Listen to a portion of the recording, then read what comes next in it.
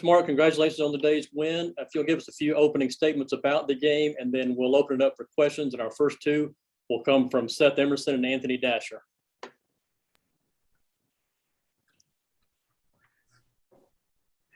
Kirby, just, I guess, open-ended question on how this game kind of felt to you. 34-7 on the scoreboard's impressive. Florida technically outgains you. The action in the game pretty much decisive late in the first half, those 2 minutes with the 3 scores in a row. Just what's the takeaway for you from this game?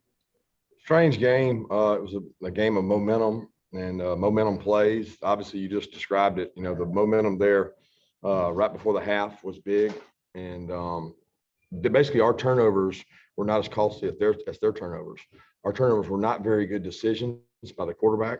And then Kenny had the tough one that came out late. But they were basically like punts. And their turnovers were much more expensive. So, I mean, it was definitely a strange game. I mean, a momentum game. Okay, congratulations on the win. I know we've been asking about quarterbacks. Anthony, hang on one second. It's really quiet. Like, I can't hear them. I can barely hear what they're saying. I'm almost having to read their lips. Yeah, it's all the way up. All right, try again, Anthony. It's loud. Now, Coach, it's better. Yeah, it's better. Awesome. Yes. No, I know we asked you about the quarterbacks, all the time, but just kind of talk about what kind of, went into your decision this week, working JT, working Stetson. What was ultimately the reason for the call to go with Stat? Ultimately, the reason was continuity. Stetson's done a good job. Probably the next biggest thing was that JT had not really been in practice as much as Stetson going back to last week. So we went with a guy that's been practicing the most and been out there the most. JT felt good last week, and then he took, quite a few reps this week. But at the end of the day, we went with a guy that we think had the most continuity, and we thought we were playing well offensively. Let's go to Chip Towers and then Jake Rowe. Yeah, following up on that, Coach, just was there any did you go into this game thinking that JT would or could play? I mean, obviously Stetson himself said he didn't feel like he played very well, and I don't know if was there any consideration of bringing JT in, or could he if you needed him? Yeah, we felt like he could play if he needed to. JT practiced well. He didn't feel like he had much pain during the week. He felt really good during the week. But again, we went with the decision of continuity, and JT has not really been able to practice, guys. I mean, he took a few reps last week, and then he took more reps this week. And when you go 3 weeks without taking reps, I think it's really hard to do. And I know you want to keep asking questions. I get it, guys. But at the end of the day, we went with continuity. We think we have 2 really good quarterbacks. And I'm very pleased with both guys. I'm really pleased with the way JT handled things today. He was over there helping Stetson the entire time, making calls and communicating with the receivers. Kirby, talking about you guys defensively, Nolan Smith, kind of a flurry of plays there for you guys with the interception. Can you just kind of talk about that impact, that little moment kind of he had there, and the big plays he made? Yeah, he's one of our emotional leaders on the team. He practices really hard. I think what he does every day is works hard, and I'm really pleased that he got the results. Coach Lanning, Coach Schumann, and all our coaches stress so much about getting turnovers, and Nolan's one of the main ones that's always trying to get that. He ripped that ball out. That was probably the play of the game because he was running for a first down coming out. They had schemed up a really good play, quarterback power, and the pile was moving forward. And Nolan was able to get the ball out, which is the most important thing in this game is the ball, guys. And when you get those, it makes it easy to win when you get 3 and 4 turnovers. Let's go to Mark Schleybaugh and then Dean Legge.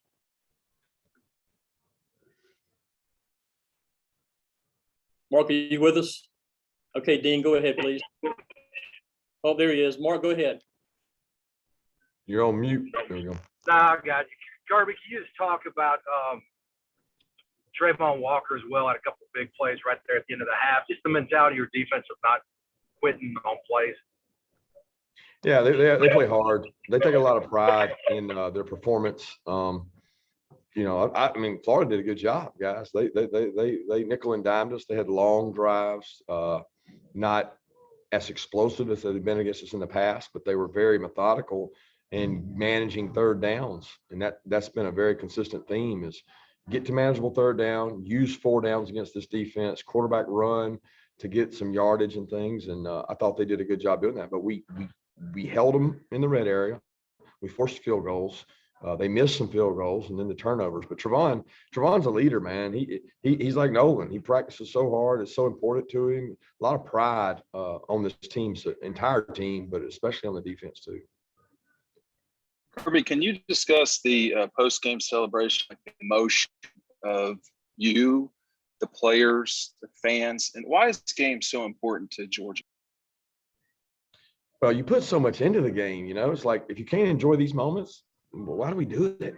You know, if I can't embrace my family and hug them and love it and see the fans that stuck around for it, that's what it's all about to me. I mean, like I had a coach a long time ago tell me, if you can't enjoy those moments, then why are you in the business? And the players, you know, they work hard, guys. They practice so many times a week for this one game. And, you know, I want them to enjoy it. I want them to see the emotion of it. It doesn't matter to me that it's Florida. It matters to me that it's our team and they won.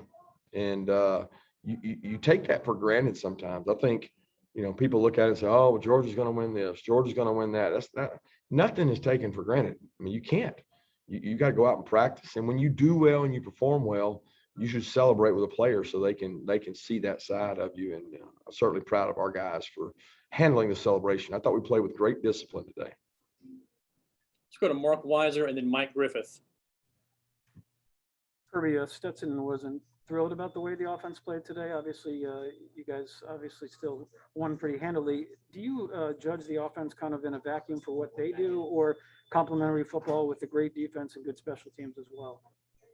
Both. I mean, answer that question is both.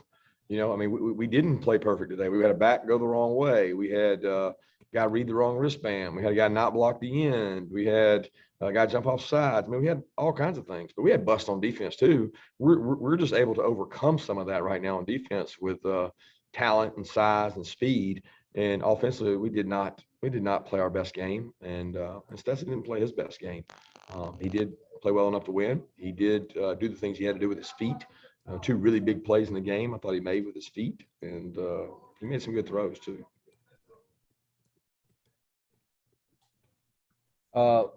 Hey, Kirby, that Nakobe Dean pick six, did that come out of the film room pregame? I mean, he was running full stride when he broke on that 1 and 2. We saw you have a conversation with Keely Ringo. Can you elaborate on, was that one of the busts on defense? No, Keely was actually right. Keely did the right thing. Keely had smash rules. So when they run a smash, he doesn't take it. He takes the next guy, and he did the right thing. He just didn't respond the right way to it and was upset at the guy that did wrong. And I'm not going to let him get on other players. It's our coach's job to do that. And Keely's great. He handles criticism well, and he understands he did the right thing. He just handled it the wrong way. But he's very smart. He's going to be a good football player. He made some good plays today. Nakobe has worked really hard on his coverage out in space, and I was glad to see him get that one. You know, quarterback probably wasn't supposed to throw it there, but it was off coverage, and he fired it out there. And Nakobe broke on it, and was probably the play of the game there that kind of broke the momentum. Let's go to Stuart Steele and then Mark Long from the Associated Press. Hey, Kirby, in the lead up to this game, you and the players talked a lot about limiting Florida's explosive plays. How did you feel you did on that front? I don't know. I don't know how many they had. I feel like it was nowhere close to what they had last year, but they still hit some. And, they do a good job. They got good football players, good scheme. Our goal was to not give up those explosives. We gave up a few probably. A couple of the big plays in the game were in the red area when we made stops and they ran the trick play with the double pass. Chris made a big play. I mean, there were several plays that stood out to me that prevented big plays. And that was probably the difference in the game outside of the turnovers. Kirby, you downplayed maybe last year's results earlier this week. Nolan made it pretty clear that what happened last year was personal. Did you get a real sense that those guys took a lot of pride in how that defense performed last year and weren't going to let it happen again? There's a lot of pride on the defense regardless. Like, yeah, we didn't perform well last year. We didn't. That wasn't all the players' fault. That was my fault. That was a lot of our coaches' fault. So, but it really wasn't about that this year for our guys. I didn't feel like. I can't tell you what Nolan said. That's Nolan's personal opinion. For me, it wasn't about that. It was a different team, different style of team. We're a different team. I just don't look at last year. I look at it as what do we got to do this year to win? And let's go execute that and do it. Let's go to Steve Hummer and then Jed May. Yeah, Kirby, I know you all, emphasize taking the ball away all the time, but have you done any particular extra work on that in the last few weeks after kind of expressing you wanted more of that? And how did the team respond to it? We try, Steve. I mean, I'm still waiting on the magic potion you guys got. I mean, we call everybody in the country, the guys leading the country, and like, what are we going to do to get those turnovers? And there is no rhyme or reason. I mean, the only thing you could say is pressure. Pressure makes mistakes. And there was the one play that they had a guy open. Trayvon made a hell of a play to tip the ball, and then Nolan was in the right place at the right time. But we had pressure on that play with a backer plug. So that was huge to get that done. Nolan stripping the ball out was huge. I mean, if you said that we had done one thing, Coach Lanning lets other coaches present in the defensive meeting during the Nugget presentations, and we had somebody stand up and, show where the defense was ranked. In almost every statistical category, they're ranked top 2, maybe top 3, and then turnovers, it's like 68th in the country. And that offends our guys, but I can't say that's why we got turnovers. I can only tell you that was the attempt to challenge their pride. And it worked out this week. Thank you. Yeah, Kirby, I guess following up on that, when you challenged their pride with the turnovers the way you did, how did you see them embrace that sort of over the bye week and, obviously carry it out onto the field today? Well, we didn't really do it over the bye week. We did it, I think Wednesday or Thursday. We do it when it's closer to the game to try to get them to do it in practice and carry it over. But again, guys, if it was only doing that made it happen, then everybody in the country would be doing it. It's the players going out and executing it. It's sometimes it's the offense making mistakes, and there's probably some throws there that the young quarterback wish he had back. Let's go to Davis Baker and then Palmer Toms. Coach, could you speak about your initial takeaways on the run game and running in between the tackles today? Speak about the run game. Yeah, I thought the first drive, if you're referencing the first drive, we were really successful running the ball and did a good job between the tackles, pounding those guys, moving the ball, play action, boot naked. Thought Monken had really good openers, and I thought we did a good job there, but we weren't able to get points out of it. We stalled out on that first drive. That was unfortunate because I thought we could seize the momentum in the game and really, come at these guys, and did a great job offensively. And then, the grounding killed us because the thought was we were going to be aggressive. We wanted to take a shot on 3rd and 1 or 2, and that was the game plan. And we're going to take a shot because we were going to go for it on 4th. And never did I think we'd get grounding, and then we were forced to kick a field goal. But I was really proud of the guys for the way they started. Thank you. Kirby, what was the atmosphere like on the sideline with those turnovers and how the offense responded to score so quickly after each of those in the first half?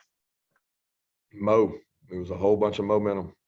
You get momentum like that, and it can be an overswell, and then we had a great drive, in the second half coming out to try to put them away. And I forget what happened on that one, but we ended up not scoring on that one. But, momentum was huge in the game, and we kind of seized it there in the second half. They come in bunches.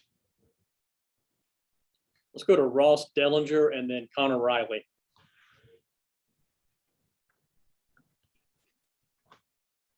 Hey, Kirby, can you just speak to the, I know you've talked about it a little before already, but the late in the first half and how consequential that was going into halftime? I'm sorry there, Ross. You said how late in the first half, those plays late in the first half. You just speak to how important they were in the game. Well, I mean, they were huge, right? The momentum. I mean, the momentum of the game was. I felt like we were controlling the game because we were able to run the ball. We had moved the ball. We just didn't have points to show for it. And I told our team that discipline and aggression would win the game. We had to be aggressive. We're not running around here, thinking that we're playing scared. We're aggressive. We're coming after you, and we're disciplined. Well, discipline takes patience, and you have to be patient to have good discipline. We had to keep doing what we were doing. It wasn't going to just happen right away. We're going to just run away with the game. That's not how games work. You get everybody's best shot when you're in the position that we are. And I thought that once it happened, it snapped. That our discipline and our patience showed up with turnover after turnover after turnover, and the offense cashed them in. Hey, Kirby, recruiting something you obviously value, and you seem to do pretty well at it with all the talent you have. Where does that sort of mindset to always sort of be recruiting come from, and why do you think you have so much success with it? Well, you have to. I mean, guys, if you don't recruit, there's no coach out there that can out coach recruiting. Okay. I don't care who you are. The best coach to ever play the game better be a good recruiter, because no coaching is going to out coach players. I mean, anybody will tell you our defense is good because they got good players. So spending time on the phone, spending time with people at your house, spending time with people when they come to your campus. I'm not with my family when I'm doing that. My family sacrifices so that I can go and spend time with other people's families so that we have good players. So, that's 25% evaluation.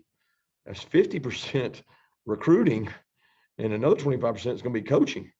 But if you don't recruit, guys, you got no chance. Just go look. Look at the best teams out there. They got good football players. And that's the reason I believe in recruiting. And I believe you better always be recruiting, because if you're not, somebody else is. We'll take one final question from Ryan Curley. Kirby, was that an elite defensive performance in your mind with No. causing multiple turnovers? And why is that? Absolutely not. Why wasn't it? Because we gave up 194 maybe passing yards. What was the rushing yards? 161. That's not elite. That's not our standard. Now, you say turnovers. If you want to categorize turnovers as elite, yes, that was elite. If you just want to talk about turnovers, we're trying to play total defense. So we helped ourselves in the turnover category, and we went backwards in some of the, rush, pass, all those statistics. But at the end of the day, did they get in your end zone? When you hold a team under 13 points, I think that's elite. But there was not a total elite standard defense. I really appreciate our fans, though. I really appreciate them coming out. They made a difference in this game. And in a game that's 50-50, I didn't feel like it was 50-50 today. So thanks, fans, and go Dogs. Thank you, Coach Mark.